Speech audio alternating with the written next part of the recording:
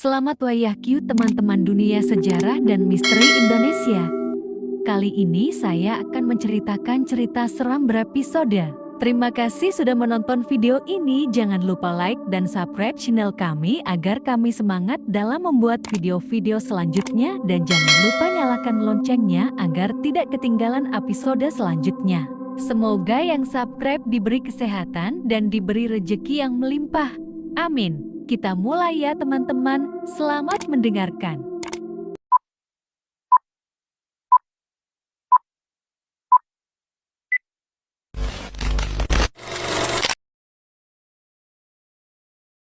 Episode 11. Waktu yang berjalan di atas bayangan. Surya masih belum sadar. Ia terbaring tenang di atas rumputan yang dingin. Tubuhnya kini tampak jauh lebih kurus. Galuh duduk diam di sampingnya. Angan kecilnya menggenggam batu pipi yang sebelumnya digunakan Arga memecahkan cermin. Langit kembali biru, tapi tidak bergerak. Awan menggantung diam. Burung-burung tak terdengar. Waktu seolah menahan napas. Arga berdiri. Seluruh tubuhnya pegal. Pikirannya kusut seperti benang basah. Tapi satu hal mengganggunya sejak terbangun. Bayangannya sendiri tak mengikuti. Setiap kali ia melangkah, bayangannya tertinggal. Setiap ia berhenti, bayangannya terus berjalan. Galuh, gumam Arga, kenapa bayanganku bergerak sendiri? Galuh menatapnya. Kali ini, tidak menulis di papan, ia berbisik langsung untuk pertama kalinya. Karena kau sudah menyentuh waktu yang tak boleh disentuh. Bayangan Arga kini berdiri sekitar 10 meter darinya, menatap balik, lalu tersenyum. Bayangan itu menunjuk jam saku tua yang tiba-tiba muncul di tangan Arga. Arga melihatnya, jarumnya bergerak mundur, detik demi detik menuju hari yang dilupakan. 5 tahun lalu, 8 tahun lalu, 12 tahun lalu. Semua kejadian masa lalu seperti kilat menari di langit. Surya terkunci dalam lemari. Arga kecil berdiri di luar rumah, menatap ayahnya memukul ibu. Teriakan ibu yang menghilang dalam suara TV rusak. Semua itu muncul di udara, diputar ulang oleh waktu yang meluncur ke belakang. Ini apa? Galuh berdiri perlahan. Langit sedang menguji. Apa kau ingin mengulang? Apa kau ingin menghapus? Atau ikut waktu dan hilang? Mereka yang berjalan di atas bayangan tidak bisa kembali jati manusia biasa. Arga menggenggam jam saku itu. Jarumnya makin cepat berputar. Dunia sekeliling mulai buram, seperti dilukis dengan air, lalu disiram. Dan di tengah kehancuran itu bayangan Arga berlari, masuk ke hutan, menuju sebuah pohon besar yang bentuknya Arga kenal. Pohon itu, gumam Arga. Galuh menjawab, pohon tempat Surya pertama kali menghilang. Arga mengejar bayangannya. Galuh menggendong Surya dan berjalan di belakang. Pohon itu berdiri seperti penjaga purba. Rantingnya seperti jari, akarnya seperti urat tubuh yang mencengkeram tanah. Bayangan Arga berdiri tepat di bawahnya dan mulai menggali. Tanpa sekop, tanpa alat, tapi tanah membuka. Arga mendekat dan yang ia lihat membuat perutnya mual. Di bawah akar pohon itu, tergeletak sesuatu. Sebuah peti kecil, terbuat dari cermin retak. Di dalamnya, terdapat jam saku yang sama. Dan sebuah foto. Arga, Surya, dan seorang anak perempuan. Wajahnya tidak dikenali, tapi matanya mirip Galuh. Siapa dia? Tanya Arga gemetar. Galuh berdiri di sampingnya. Dia yang pertama, anak yang pernah kau kenal tapi kau lupakan. Karena terlalu menyakitkan untuk diingat, dan waktu mengurungnya. Tiba-tiba pohon bergetar. Tanah terbuka, akar-akar hidup melilit peti itu, berusaha menariknya kembali. Waktu mulai meledak dari dalam bumi, langit berubah gelap, udara seperti mendidih. Suara-suara masa lalu mulai menjerit dari balik semak dan tanah.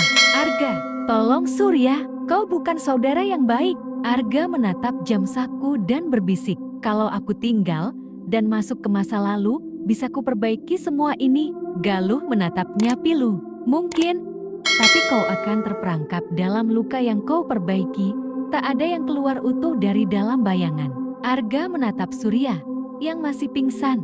lalu menatap foto anak perempuan itu. Hatinya seperti terbelah dua arah. Dan di saat itulah, jam saku berdetak keras dan sebuah pintu muncul di batang pohon. Pintu itu gelap, namun dari baliknya terdengar suara tawa kecil, tawa seorang anak perempuan. Episode 12, Anak yang dikubur oleh ingatan.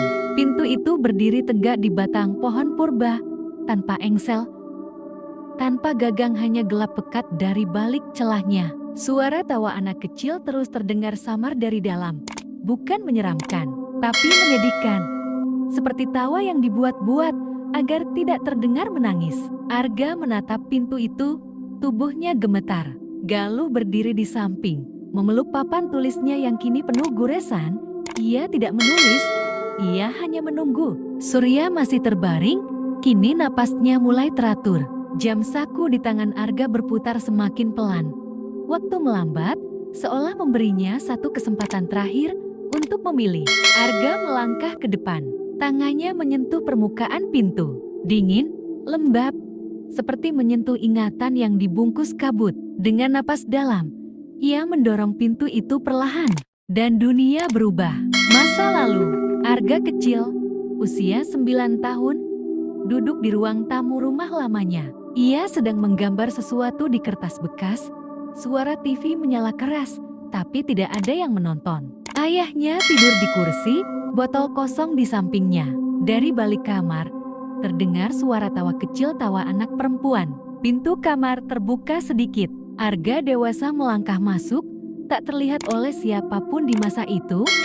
Ia seperti hantu dalam kenangan sendiri. Dan di dalam kamar itu, ia melihat seorang anak perempuan, usia sekitar 7 tahun. Rambutnya dikuncir dua. Ia sedang menyusun potongan-potongan kaca warna-warni, membentuk pola bunga. Di sebelahnya, Surya kecil, menonton dengan kagum. Anak perempuan itu menoleh ke arah Arga dewasa, dan tersenyum. Arga terdorong mundur. "Siapa kau?" bisiknya. Tiba-tiba, dunia bergetar. Gambar ruangan mulai retak. Langit-langit rumah runtuh perlahan. Galuh muncul di sampingnya, dan akhirnya menulis, "Namaku Galuh, tapi dulu kau memanggilku Gigi." Arga ternganga. "Gigi, anak tetangga yang sering main ke rumah?" Galuh menunduk. "Aku sering dibawa ibu ke rumahmu saat ia kerja di pabrik. Kita bertiga selalu main sore hari. Tapi, lalu terjadi itu." Ingatan itu seperti silet. Arga menarik napas tajam. Suara keras, teriakan, tangisan. Hari itu, hari saat kaca jendela pecah, hari saat Gigi berdarah dan jatuh. Surya mendorongnya, kata Arga lirih. "Tidak sengaja, kami berebut lukisan." Dia jatuh ke pecahan kaca. Galuh mengangguk perlahan. "Kalian berdua panik. Ibuku tak ada. Kau menutup pintu. Kau bilang, jangan bilang siapa-siapa." Arga menutup wajahnya. Suara itu kembali. Suara dirinya sendiri waktu kecil. "Kalau bilang, kita dimarahin ayah. Kita dimasukin ke kamar gelap. Jadi, aku disembunyikan." Tulis Galuh lagi. "Di ruang belakang, dalam lemari. Lalu, kalian lupa. Karena ayahmu pindah. Karena rumah dijual. Karena waktu melipat kami semua dalam luka." Tiba-tiba suara jam berdetak kencang. Pintu yang tadi terbuka mulai menutup. Galuh menarik tangan Arga. "Pilih sekarang. Kau bisa tetap di sini, menebus semuanya, atau keluar dan biarkan semua tetap terkubur." Arga menatap Galuh, anak yang pernah jadi teman mainnya, lalu menjadi bayangan dalam hidupnya sendiri. "Maaf," katanya. "Maaf karena kami memilih diam. Maaf karena aku lari." Galuh tersenyum. "Kau ingat, itu cukup." Dan saat pintu hampir tertutup sepenuhnya, Arga mendorong Galuh keluar.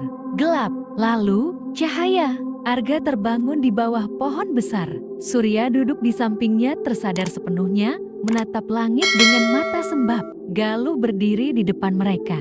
Tapi kini, tubuhnya tembus pandang, seperti kabut yang tersisa dari mimpi. Papan tulis terakhirnya hanya bertuliskan, "Terima kasih karena mengingatku." Dan perlahan ia menghilang.